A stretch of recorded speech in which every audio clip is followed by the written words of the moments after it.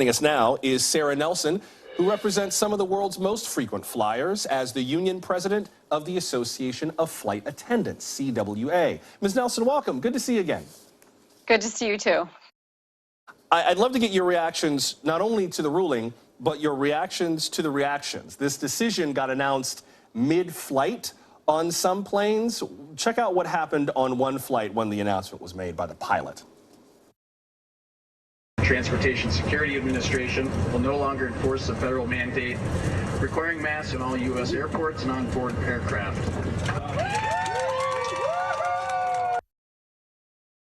What do you make of that? Well, look, there's a lot of people in transportation who are happy that they no longer have to enforce this and they no longer have to wear it themselves. But we also have many who have been relying on this to keep themselves and their families safe. We really had a mixed bag there. What I really don't like to see about that video is that that was a message coming from the airline management deciding to change the policy mid-flight. So some people bought those tickets, made decisions to come on that plane with the understanding that the rules were a certain set of rules, that everyone had to wear those masks, and that may have been part of their decision-making process. We got messages from all over the system saying exactly that we had families now who were very concerned, who had kids under the age of 5 who had not been able to be vaccinated. We had people who had decided to make a trip to see their family or to go for a medical treatment. They're immunocompromised, and it was a serious risk for them to go, and they took some comfort in the fact that the mask mandate was there.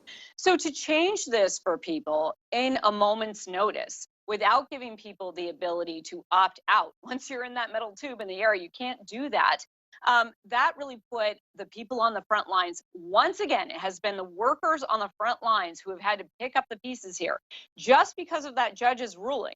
That did not mean that these companies needed to change on a dime. What we said was take 24, 48 hours to get the policy out, make sure everyone is aware of what the new policies are, what the rules are, what's recommended, your best way to protect you if you're not doing that.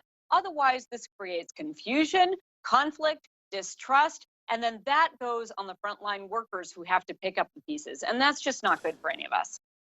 Right. And I do want to note again that the largest of the major airlines have announced that they are making their mask mandates optional, but there are some that still say that those are in place. Greyhound says it's continuing to, in its words, follow the federal guidelines and recommending face masks. Some airports, including Philadelphia International Airport, are still asking for masks to be worn inside the terminals.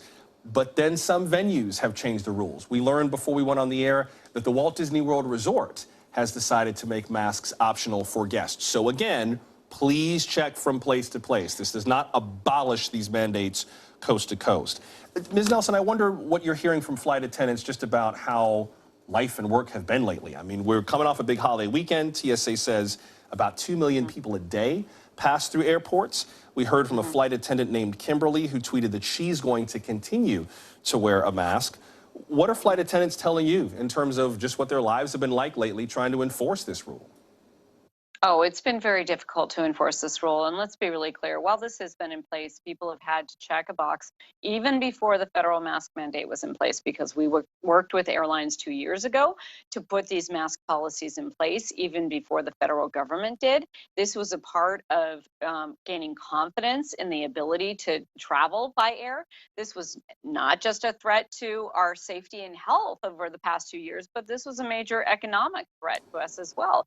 And so that confidence in air travel and that safety, being able to take that safety for granted, is very important in order to maintain that trust in air travel. And that has to be there in order for people to buy tickets. So we're hearing from flight attendants who all across the board who recognize that this has been a really frustrating thing to deal with when grown people check a box and say they're going to do this at the point of sale, at the point of check-in, again, all the way through the airport when they're asked that and they're reminded that, and then they get on the plane, and then it's been a conflict, and it's been a constant effort to try to remind people.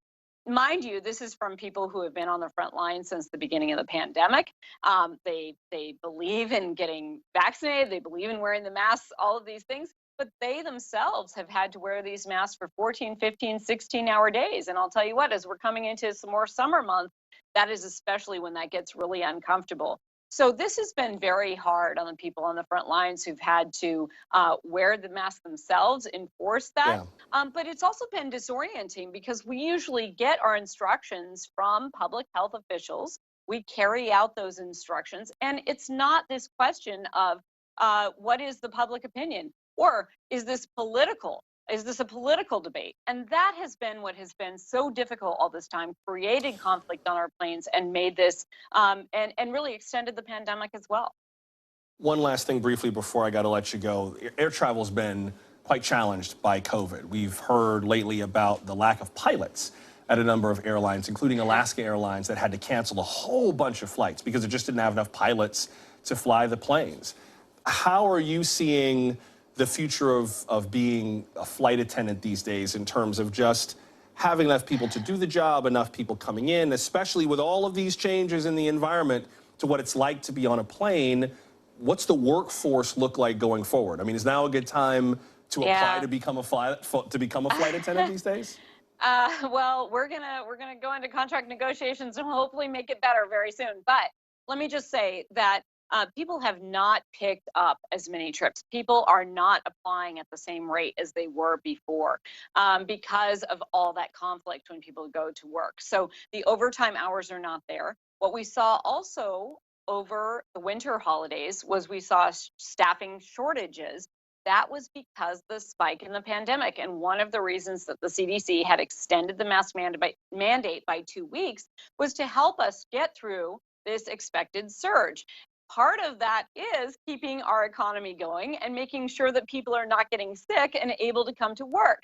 So the pandemic also exacerbates the staffing shortages because when people are out sick at a higher rate, then you have fewer people to pick up the pieces of that operation. So I'm really concerned about what we're going to see over the next month and over the summer, depending upon how the pandemic ebbs and flows, but also as you're saying, in these conditions where conflict has abounded, where it has been harder with more people, less staff, a much harder job, and not able to pick up those overtime hours, it's going to make it harder for everyone on the front lines, and that is going to make it harder to attract people to the job as well.